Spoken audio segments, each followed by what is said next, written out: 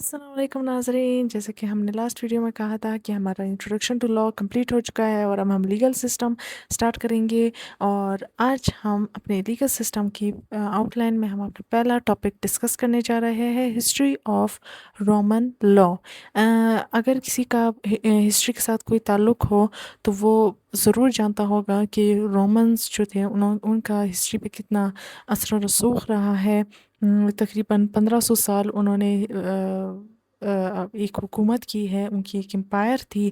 تو اور ان کے ایک بہت انہوں نے عجوبے بھی ڈیولپڈ کیا، انہوں نے بہت سارے کارنامے انجام دیے، ایک بہت انٹرسٹنگ ہسٹری رہی ہے ان کی، تو وہ سمجھ سکیں گے جن کو یہ چیز پتہ ہو۔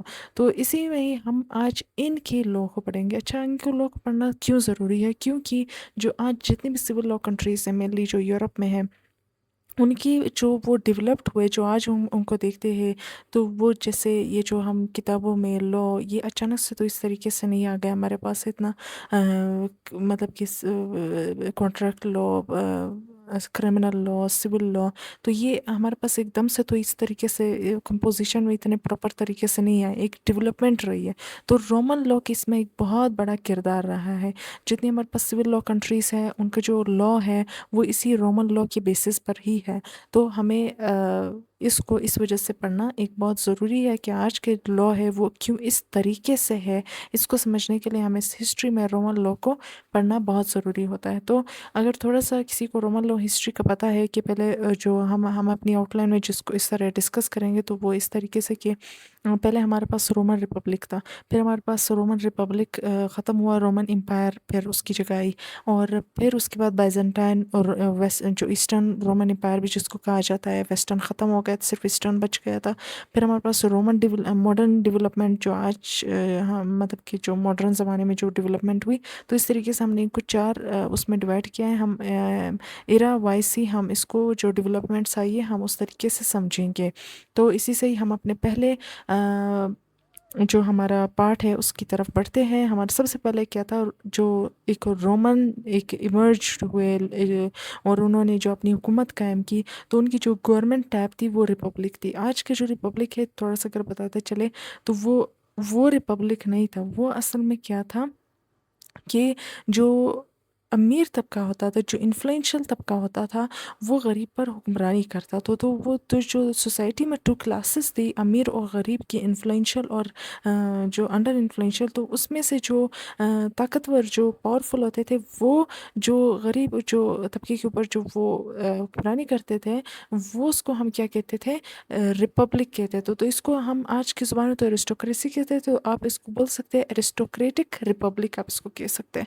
تو اس میں کیا ہوتا تھا، اب اس کو ڈسکس کرنا، یہ پیٹریشین اور پلیبینس، ان دونوں کو، ان دو کلاسز تھی، پاورفل اور پور، تو اس کو ہم ڈسکس کرنا اس وجہ سے ضروری ہے کیونکہ انہوں نے ایک کردار ادا کیا۔ کیا ہوا کہ جو ہمارے پاس پہلے جو ان کا اپنا جو کرسچینٹی اس ٹائم تک ان میں نہیں آئی تھی، تو ان میں کیا تھا کہ جو ریلیجن تھا، جو ان کے پہلے اپنے گاڈز ہوتے تھے، تو وہ جو ان کا جو اپنا انہوں نے ایک ریلیجن ڈیولپڈ کیا تھا، اس کے بیسس پہ ان کے سارے لاز ہوتے تھے، جو زیادہ تر سارے ریٹن نہیں ہوتے تھے، وہ سارے اورل ہوتے تھے۔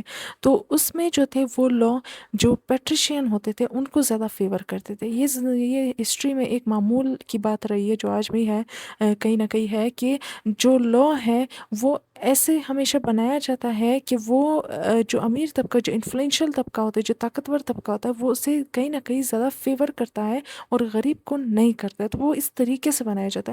تو سیم بات انہی میں تھی کہ جو ان میں جو دو کلاسز تھی، تو جو لا تھا، جو ریلیجیس لا تھا، وہ ان کو فیور کرتا تھا، ان کو نہیں کرتا تھا۔ تو پھر انہوں نے جو یہ چیز محسوس کی اور ایک بہت اذیت اور ان چیزوں سے گزرے، تو انہوں نے کیا کیا کہ پروٹیسٹ کیا۔ انہوں نے کہا کہ ہمارا جو لا ہے وہ تبدیل ہونا چاہیے، ہمیں ہمارے لیگل رائٹس ملنے چاہیے۔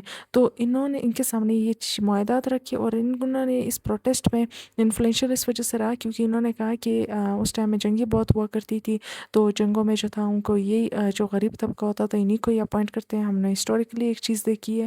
تو یہاں پہ انہوں نے کہا کہ ہم جنگ میں جانے سے منع کر دیں گے، ہم بھرتی نہیں ہوں گے ایز اے فوجی جنگ میں۔ تو اس وجہ سے ان کو کیا کرنا پڑا، ماننا پڑا ان کی ڈیمانڈس۔ تو انہوں نے उनके लिए क्या किया, इनके लिए एक काउंसिल बनाया जहाँ पे जितने भी पेट्रिशियंस थे, प्लीबियंस थे, वो बैठकर जो थे अपना लॉज डिस्कस कर सकते थे, अपने जो जितनी सिचुएशंस थी उनको, अपने मसाइल को डिस्कस कर सकते थे, उस पर लॉज बना सकते थे। और उसके अलावा इन्होंने इनके लिए एक बाकायदा एक रिटर्न लॉ बनाया जिसको हम कहते हैं first return law of Roman history. वो इन्होंने बनाया और उसको उनको 12 जो हमारे पास ब्रॉन्ज के टेबल्स थे उस पर बाकायदा लिखा और उसको क्या किया, पब्लिक के सामने रख दिया और वो सबके लिए पब्लिक कर दिया कि अब सब जो है ना, जो गरीब अमीर का जो एक डिफरेंस रहता है अब सबके लिए लॉ आम हो जाएगा। हर आम बंदा जो है वो लॉ को देखेगा, अपने राइट्स और ड्यूटीज़ को देखेगा और वो उसको उसकी रसाई हासिल होगी उन तक। तो ये इन्होंने ये दो चीज़ें की, इनको खामोश करने के लिए, इनको काम डाउन करने के लिए। तो फिर क्या हुआ कि उसमें भी इन्होंने इनको ज़्यादा उसमें भी वो नहीं हो सका, कहीं ना की हद तक तो इनको बहुत राइट मिल चुके थे, लेकिन फिर भी मसाइल थे। मसाइल कैसे थे कि उन काउंसिल में एक चीज़ इन्होंने लाई कि उस काउंसिल में जो हमारे पास वो होंगे जो प्लीबियंस होंगे, उनके बनाए हुए लॉज पेट्रिशियंस पर अप्लाई नहीं होंगे। तो ये तो फिर एक क्लास डिफरेंस हो गया कि तो इन्होंने कहा कि फिर इन्होंने फिर प्रोटेस्ट पे आया, तो फिर जो था ना, फिर एक लॉ बनाया जिनमें कहा कि नहीं, जो अब पेट्रिशियंस प्लीबियंस जो लॉज बनाएंगे वो पेट्रिशियंस पर भी क्या होंगे, अप्लाई होंगे इक्वली, जैसे सब पर अप्लाई होते हैं। तो फिर हमारे पास क्या हुआ कि अब ये लॉ तो बन चुका था, अब इसी के बेसिस पर अब यही लॉ थोड़ा मज़ीद डेवलप्ड हुआ इन्हीं के रोमन रिपब्लिक, इन्हीं के ज़माने में ही। क्या हुआ कि जो हमारे पास जजेस थे उन्होंने इधर किरदार अदा किया। उन्होंने एक लेक्स एक्वालिया का कॉन्सेप्ट डेवलप किया जिसके तहत इन्होंने अब जो आप कोई किसी का तावान करता है तो सिर्फ उससे माफ़ी वगैरह से काम नहीं चलेगा, बाकायदा उसकी एक फ़िक्स्ड उस पे को तावान पे करना होगा। तो उस तावान किस तावान पे कितना पे करना होगा, किस तावान पे कितना पे करना होगा, तो उसका भी उस पर भी एक रिटर्न वर्जन में एक लॉ आया। तो ये पहली बार इन्होंने लाया। फिर उसके बाद ऑफेंडर कि कौन मुजरिम कहलाएगा, हमने एक क्राइम पे वीडियो बनाई थी कि कौन सी चीज़ क्राइम कहलाती है। तो इसी तरह इन्होंने भी एक ऑफेंडर की एक डेफिनेशन डेवलप्ड की कि किसको हम ऑफेंडर कहेंगे, किन किन चीज़ों के ज़रिए। तो फिर एक और कॉन्सेप्ट इन्होंने डेवलप किया जिसको लेक्स हॉर्टेंशिया कहा गया, जिसका मतलब ये था कि जैसे कि मैंने अभी कहा कि जो प्लेबियंस के लॉ होंगे वो पेट्रिशियंस पर भी अप्लाई होंगे। तो इसी से ही आगे बढ़ते हैं, रोमन रिपब्लिक ख़त्म होता है, डिस्ट्रॉय होता है, फिर रोमन एम्पायर उसकी जगह आ जाती है और इम्पीरियर ऑगस्टस इसका पहला इम्पीरियर होता है। उस वो क्या करता है कि जब अब हम देखते हैं कि जब डायरेक्ट एक गवर्नमेंट से हम दूसरी गवर्नमेंट बिल्कुल नए सिस्टम की तरफ जाते हैं, उसमें जाने के लिए भी बाकायदा खून रेज़ी और ये सब कुछ होता है, हमने हिस्टोरिकली देखा है जंगों वगैरह में। तो उसमें जो क्या था कि दूसरी तरफ लोग आ गए थे, एम्पायर में लोग आ गए थे, वही लोग जो एक रिपब्लिक की आदि थी वो एम्पायर में आ गए। तो एक हड़दर भी थी शुरू शुरू में, एक डिसऑर्डर भी था सोसाइटी में। तो इस बंदे ने उसके लिए क्या किया कि लॉ का सहारा लेते हुए लॉ उसने क्या किया, डेवलप्ड किया। उस वही जो ब्राउन्स टेबल्स थे, वही जो लॉ था, उसी के बेसिस उसी को ही सामने रखते हुए इसने मज़ीद ऐसे लॉज बनाए जो सोशल पीस, ऑर्डर और सेफगार्डी को क्या करे, प्रोटेक्ट करे और पीपल्स के लोगों की राइट्स को प्रोटेक्ट करे। तो इसमें इसने क्या किया, लॉ का सहारा लेते हुए किया। तो ये भी मतलब कि इन्होंने लॉ को इन्फ्लुएंस किया। लॉ तो रूल ऑफ लॉ इस तरीके से आहिस्ता आहिस्ता फैलता गया। तो फिर हम आ जाते हैं कि हमारे पास फिर क्या होता है कि एक टाइम आता है फिर रोमन रिपब्लिक भी ख़त्म हो जाती है और जिसको हम वेस्टर्न रोमन एम्पायर कहते थे वो ख़त्म हो जाती है और हमारे पास सिर्फ ईस्टर्न साइड इनका बचता है और ये बाइजेंटाइन ईस्टर्न रोमन एम्पायर होती है हमारे पास।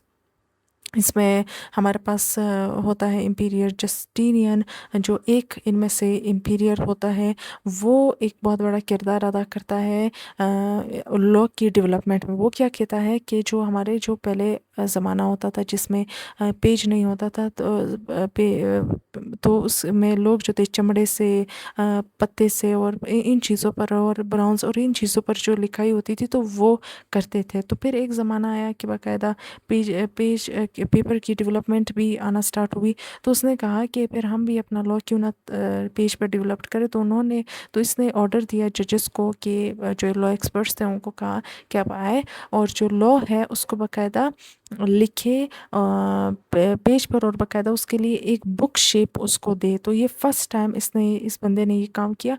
तो इसमें इसने बाकायदा 4 पार्ट्स में लॉ को सेपरेटली सेपरेटली रखा। उसने फर्स्ट पार्ट जो था ना वो सारे लॉज थे जिसको जस्टिनियन ने खुद लिखे थे, उस पार्ट में सारे वो लॉज रखे गए।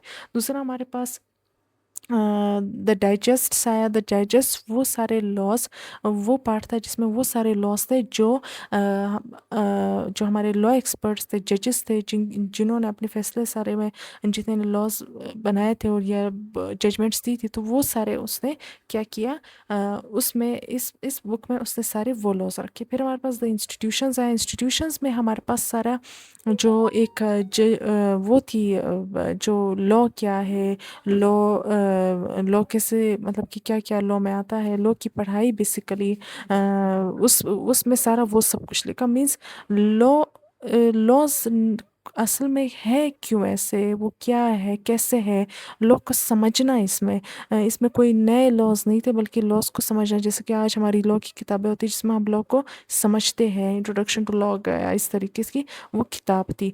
तो इसमें एक पहला ये कॉन्सेप्ट आ गया कि लॉ को बाकायदा समझने के लिए भी एक किताब होती है। तो ये भी हम पहले इसमें देखते हैं इनके ज़माने में कॉन्सेप्ट। फिर हमारे पास आता है द नोवेलिया, मतलब कि जो नोवेलिया का वैसे मतलब ये होता है कि जो नए, तो वो उसने कहा कि जो नए लॉज होंगे, जो नए जो जितने भी मेरे बाद जितने एम्पीरियर आएंगे वो सारे जो लिखेंगे तो वो फिर इसमें रिजर्व किए जाएंगे। तो ये इसने एक बहुत बड़ा किरदार अदा किया इसमें। इसने इसके अलावा भी जो जैसे कि जूरिस्प्रूडेंस हमने पहले कहा कि द इंस्टीट्यूशन भी एक किताब थी कि लॉ को साइंटिफिकली स्टडी करना, ये जूरिस्प्रूडेंस कॉन्सेप्ट इसने डेवलप किया। कॉन्ट्रैक्ट लॉ, टॉर्ट लॉ जिसे हम कहते हैं, माइनर लॉ भी जिसमें हम कहते हैं कि वो डैमेजेस, सिविल डैमेजेस जिसको वैसे तो लॉ में नहीं लिखा जाते, मेजर नहीं होते हैं डैमेजेस, लेकिन फिर भी एक टॉर्ट केला डैमेजेस होते हैं तो उसके लिए टॉर्ट लॉ होता है। तो उसको भी इन्होंने डेवलप्ड किया, जिसकी आज पाकिस्तान में तो नहीं लेकिन यूरोप में इसकी एक बहुत अहमियत के हामिल है जो वेस्टर्न कंट्रीज़ में। फिर हमारे पास पर्सन नोट एंड लीगल पर्सनालिटी, ये भी इन्होंने डेवलप्ड किया। और फिर हमारे पास जो मीडियावाल जिसको हम कहते हैं कि 12वीं सदी 13वीं सदी, ये वाला जो पीरियड था मीडियावाल पीरियड जिसको हम कहते हैं, तो इसमें उन्होंने एक और लॉ का कॉन्सेप्ट दिया कि सी लॉ, जिसको हम मर्केटेरिया भी कहते हैं, जो मर्चेंट्स के लिए जो वर्ड निकला है। तो उसके लिए भी एक लॉ डेवलप किया कि जो मेडिटेरियन था, जिसके इर्द गिर्द जो हमारी रोमन एम्पायर थी, तो यहाँ पे जो एक से जो मर्चेंट्स हमारे होते थे, जो उन ताजर होते थे, जो उनके लिए जो एक लॉ होगा, जो बाकायदा लॉ के तहत वो कुछ लॉ के प्रिंसिपल्स को फॉलो करेंगे और फिर अपनी तिजारत करेंगे। में जो तिजारत करते हैं तो उसके लिए बाकायदा एक लॉ इन्होंने डेवलप किया। तो इसको हमने लेक्स मर्केटेरिया इसको कहा गया। तो ये सारा डेवलपमेंट हुई लॉ की इनके पीरियड में। और फिर हम आगे बढ़ते हैं, हमारे पास इनका दौर ख़त्म होता है, मॉडर्न दौर आता है। हमने देखा कि 1200 साल 1500 साल हमारी रोमन ने हुकूमत की और फिर उसके बाद मुसलमान आते हैं, उनकी क्या बोलते हैं, कब्ज़ा उनको फ़तह कर लेते हैं और रोमन एम्पायर ख़त्म हो जाती है। हमारे पास बाइजेंटाइन एम्पायर भी ख़त्म हो जाती है 16वीं सदी में, और कि 15वीं सदी में। और फिर हमारे पास 15वीं सदी में और फिर हमारे पास क्या आता है, मॉडर्न टाइम आता है कि फिर मुसलमानों के जाने के बाद फिर जब वापस उन पे क्रिश्चियंस आ जाते हैं। और हमारे पास अब एक चीज़ आती है कि पहले हमने कहा था कि रोमन जो थे वो पहले से ही वो क्रिश्चियन मज़हब को फॉलो नहीं करते थे। क्रिश्चियन मज़हब को उन्होंने फिर बाद में 30 300 इस जो AD में उन्होंने क्या किया, इस मज़हब कबूल किया, और उनमें से बहुत बड़ी तादाद ने इसको कबूल किया, और फिर ये ऐसे इनको एक मेन मज़हब बन गया। जैसे पाकिस्तान में आज इस्लाम है, तो इस तरीके से वहाँ पे क्रिश्चियनिटी इस तरीके से आई। तो इसी से ही क्या हुआ कि जब क्रिश्चियनिटी 300 BC में, जब सॉरी AD में, जब इनमें बहुत आई, और जब आई और फिर उसके बाद जो एक बहुत बड़ा उसने असर और रसूख इनमें इख्तियार किया, तो उनका जो बाद में चलते हुए, इस टाइम के बाद जो चलते हुए जितना भी लॉ था, वो क्रिश्चियनिटी के जो लॉ था उसके बेसिस पे था। बाइबल जो था उसके जो लॉज दिए थे उसके बेसिस पे था। तो हर चीज़ के लिए भी ऑलमोस्ट जो चर्च लॉ होता था वही लॉ होता था हर चीज़ के लिए। तो फिर क्या हुआ कि मॉडर्न टाइम आया, नीड्स चेंज हुई। हमारे हिस्टोरिकल स्कूल ऑफ थॉट में पढ़ा था कि लॉ चेंज होता है टाइम के साथ, लोगों की नीड्स के साथ। तो मॉडर्न टाइम आया, तो फिर क्या हुआ कि जितनी भी जो क्रिश्चियन कंट्रीज़ थी उस टाइम की, फ्रांस, स्पेन, तो उन्होंने क्या किया कि अब हमें चर्च से हट कर भी अब हमें हमारे कुछ ऐसे नई नीड्स है कि उसके लिए हमें नया लॉ डेवलप करना चाहिए जो हमें ज़्यादा जस्टिस दे सके, हमारी नीड्स को ज़्यादा सही तरीके से सेटिस्फाई कर सके। तो उसमें ही हमारे पास आता है फ्रांस जो था, जिसमें हमारे पास आता है कि एक नेपोलियन बोनापार्टी, अगर किसी ने नाम सुना हो, एक बहुत बड़ा एक इम्पीरियर रहा है फ्रांस पे जिसने हुकूमत की है। तो उसने क्या किया, ऑर्डर दिया जजेस को कि लॉ प्रिपेयर करे। उसने अपने आते साथ ही जो एक काम किया, उसने कहा कि लॉ प्रिपेयर किया जाए। अच्छा, इसके टाइम में एक एक चीज़ जो इसने देखी जिसकी वजह से इसने ये ऑर्डर दिया, वो ये था कि लॉ में क्या था कि अमीर के लिए एक लॉ होता था, गरीब के लिए एक लॉ होता था, रिलीजियस तबके के लिए एक लॉ होता था। तो एक तरतीब नहीं थी, एक जो था ना इक्वल लॉ नहीं था। तो इसने ये चीज़ महसूस करते हुए इसने कहा और लॉ का ऑर्डर दिया कि फिर से एक लॉ लिखा जाए जो सबके लिए एक जैसा हो, जिसमें ये डिस्क्रिमिनेशन नहीं हो। तो ये 4 साल में ऑलमोस्ट ये लीगल एक्सपर्ट ने ये लॉ तैयार किया इसी के दौर में ही, और वो फिर सबके लिए इक्वल लॉ तैयार हुआ। और उसी के बेसिस पर ही अगर अभी लॉ डेवलप्ड हुआ है फ्रांस वगैरह में, तो वो यही लॉ था जो मज़ीद फिर डेवलप्ड हुआ। तो फिर हमारे पास आता है उसमें जर्मन जो लॉ था, वो फिर जर्मनी जो एक नई एम्पायर जो वजूद में आई थी इस टाइम के दौरान, तो उन्होंने फिर क्या किया कि अपना एक लॉ, उन्होंने फिर अपना एक लॉ तैयार किया, यही जो रोमन लॉ की बेसिस पर, इसी बेसिस पर ही उन्होंने अपने नई नीड्स को देते हुए उन्होंने वो अप्लाई किया। और इससे जो थोड़ा फ़र्क ये था कि इसमें ज़्यादा जो थी ना स्कॉलरली अप्रोच थी। मतलब जो चर्च लॉ था उसको ज़्यादा फोकियत नहीं थी, बल्कि जो स्कॉलर्स की जो रीजनिंग थी उसको ज़्यादा फोकियत दी गई। तो उसमें उसमें उन्होंने अपना एक लॉ बनाया। फिर आगे बढ़ते हुए फिर जो और कंट्रीज़ थी, स्पेन वगैरह, उन्होंने भी फिर अपना लॉ बनाया। और जो आज हम देखते हैं कि हर कंट्रीज़ के पास अपना एक लॉ होता है और एक कोडिफाइड लॉ होता है जिसमें मज़ीद सारे लॉज लिखे जाते हैं, क्रिमिनल लॉ, सिविल लॉ। तो ये फिर इस तरीके से हम देखते हैं कि इन दो लॉ की बेसिस पर फिर और कंट्रीज़ ने भी कॉपी किया और अपने लॉज बनाना स्टार्ट किए। तो यही हम कहते हैं कि अब इन्होंने भी जो बनाया तो वो रोमन लॉ की हिस्ट्री में सारा आ जाता है। और फिर जो हम देखते हैं कि अभी नेपोलियन जो लॉ बनाया था, तो जर्मनी में जो लॉ बना उसको हम सिविल लॉ कहते हैं। क्यों? क्योंकि उसमें हर चीज़ के लिए लॉ में ही जो कोड्स थे, जो लॉ की किताबें थी, उसी में ही जो हर चीज़ डिस्क्राइब थी, कि हर चीज़ के लिए लॉ मौजूद था। तो एक कॉम्प्रहेंसिव, एक लेंथी लॉ हमारे पास था। तो इसी को ही हमने फिर आगे रोमन लॉ को फिर कहा कि हमने मॉडर्न टाइम्स में हमने कहा सिविल लॉ या सिविल लॉ कंट्रीज़। तो इसी से ही हमारा टॉपिक एंड होता है। और मज़ीद अगर आपको कोई सवाल हो तो आप पूछ सकते हैं।